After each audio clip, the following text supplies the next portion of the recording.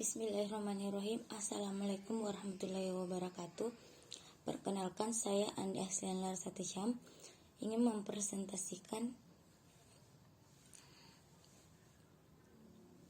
apa yang telah saya buat, yang dimana di sini adalah teknik tegangan tinggi. Yang saya akan membahas adalah corona sebagai suatu gejala teknik tegangan tinggi. Baik, saya akan menjelaskan proses terjadinya corona. Proses terjadinya corona bila dua kawat sejajar yang mempunyai kecil bila dibandingkan dengan jarak kedua kawat tersebut. Kemudian diberikan padanya tegangan bolak-balik yang dinaikkan secara perlahan-lahan, maka gradien tegangan pada permukaan tegangan akan naik sehingga pada suatu tegangan mencapai tegangan maksimum, yakni 30 kV per cm. Udara di sekitar konduktor segera menjadi konduktor pula. Kemudian terdengar suara mendesis. Bersamaan dengan itu konduktor pun bergetar hebat. Selanjutnya, faktor-faktor mempengaruhi corona. Yang pertama, jenis kawat. Kawat atau konduktor pada sistem kelistrikan yang umumnya digunakan mempunyai karakteristik tertentu, sehingga jenis kawat pun merupakan faktor yang mempengaruhi timbulnya gejala corona. Yang kedua, kondisi cuaca di sekitarnya. Dalam kondisi hujan kabut, badai, maka corona akan menimbulkan kerugian yang sangat besar. Selain itu, juga kondisi lembab suhu, tekanan udara juga merupakan faktor yang mempengaruhi corona. Yang ketiga, kondisi permukaan konduktor atau kawat. Di atas telah dijelaskan bahwa permukaan kawat yang kasar, kotor, kusam merupakan tempat yang paling strategis untuk timbulnya corona. Yang keempat, medan listrik yang besar kecilnya tergantung pada kutub magnet bumi.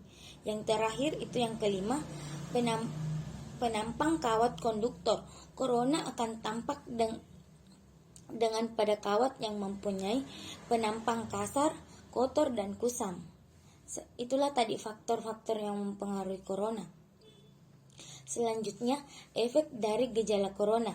Yang pertama, terlihatnya warna violet di sekitar kawat.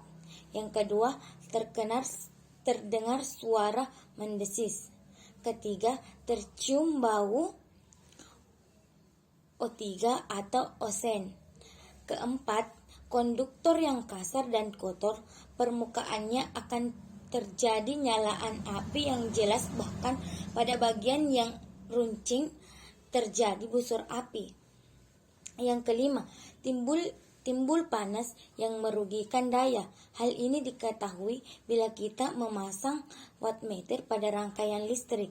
Yang keenam, bertambahnya arus peniseian karena pada kondisi arus yang timbul, corona bukan merupakan arus awal, namun merupakan arus yang sejajar dengan arus pengiriman. Yang ketujuh, menghasilkan asam nitrogen pada udara yang lembab. Yang kedelapan, timbulnya korosi pada kawat. 9. Timbulnya rugi daya corona. Yang terakhir, timbulnya radio intervensi atau gangguan radio. Selanjutnya, teorema pembentukan corona. Di sini dijelaskan oleh dua teori, yaitu teori elektrodasar. Teori ini menerangkan bahwa pada keadaan normal udara di sekitar konduktor mengandung sejumlah elektron bebas. Ketika kawat diberikan tegangan dan dinaikkan secara perlahan-lahan, maka gradien tegangan kawat pun akan naik pula. Di bawah kondisi ini, elektron-elektron bebas di udara bergerak dengan sangat cepat, yang mana kita ketahui bahwa gerakan elektron terganggu pada massa elektron, gradien tegangan, medan listrik. Yang kedua, tegangan krisis diskrutif. Tegangan krisis diskrutif ini merupakan suatu tegangan yang merupakan tegangan minimum yang menyebabkan terjadinya isolasi pada suatu tempat dari kawat. Teori ini diterangkan oleh Peck. Mr. Peck menerangkan bahwa pada tegangan gradient mencapai nilai maksimum 30 kV per cm atau sama dengan 21,1 kV merupakan tegangan awal untuk terjadinya ionisasi. Beliau juga menerangkan bahwa corona terjadi pada jarak X dari pusat konduktor. Baik, selanjutnya saya akan menjelaskan radio interferensi. Interferensi adalah kehadiran sinyal dari frekuensi radio yang tidak diinginkan yang mengganggu penerimaan sinyal yang berasal dari frekuensi yang diinginkan. Interferensi ini menindas sinyal yang diinginkan, menyebabkan kerugian sinyal atau dapat mengurangi kualitas suara dan gambar. Dua penyebab paling umum ini interferensi adalah pemancaran dari peralatan listrik. Interferensi merupakan masalah serius yang harus diminimalisir karena nilai interferensi yang besar akan menurunkan resolusi sinyal yang mana SNIR ke level yang sangat rendah, sehingga akan menurunkan performa dari sistem secara keseluruhan.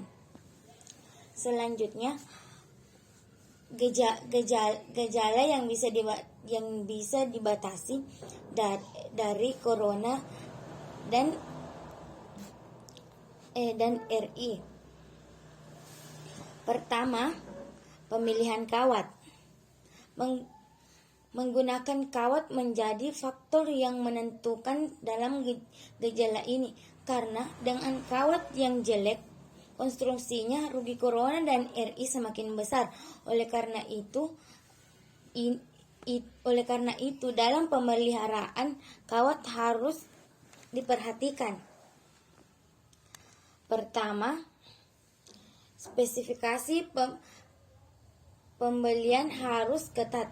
Sertifikasi konduksi kawat harus diindeksi dengan ketat menggunakan alat penghalus permukaan kawat. Kedua, faktor pembuka kawat. Penggunaan kawat bekas ini mempunyai keuntungan sebagai berikut. Dapat menaikkan tegangan, mempunyai impedansi surya, memperbesar kapasitas penyaluran, mengurangi rugi corona dan RI, menambah diameter yang terlihat, mengurangi tegangan. Yang kedua, menggunakan kapasitor jenis pasak yang menggunakan kepala yang logam dan menggunakan lapisan logam pada lubang penteknya. Yang ketiga, menerapkan sistem transposisi dengan maksud untuk membagi rugi tegangan sehingga semua fasa menggunakan rugi yang sama. Yang ketiga, sumber intervensi. Sumber intervensi masalah utama intervensi di antara sistem LTE dan EGMS antara lain transmisi sinyal LTE di luar bandwidth transmisi yang jatuh ke frekuensi penerima EGMS. Semua sinyal LTE baik pada bandwidth transmisi maupun di luar bandwidth transmisi out of band sinyal disebut on-band emission max. Terkadang emisi tersebut jatuh pada bandwidth